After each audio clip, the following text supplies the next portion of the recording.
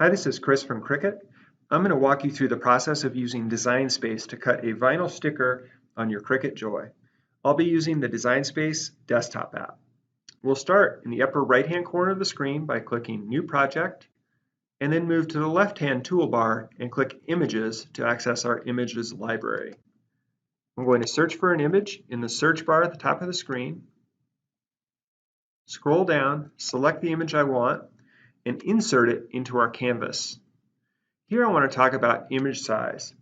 Cricut Joy can cut images with dimensions of 4.5 inches by 48 inches. So you can see if we go over that limit, we get a warning on the right side of the screen. I'm going to make my image a little smaller and continue by hitting Make It in the top of the screen.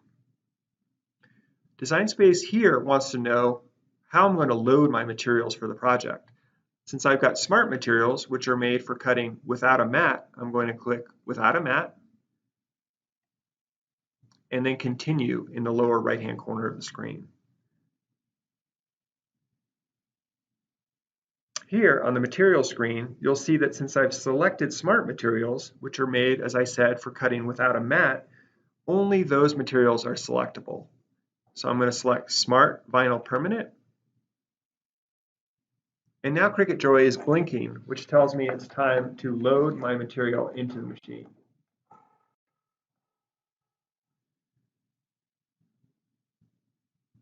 From here, you simply follow the green button prompts, cut the material on the Cricut Joy, take it out of the machine, remove it from the adhesive backing, and the last step is to apply your sticker.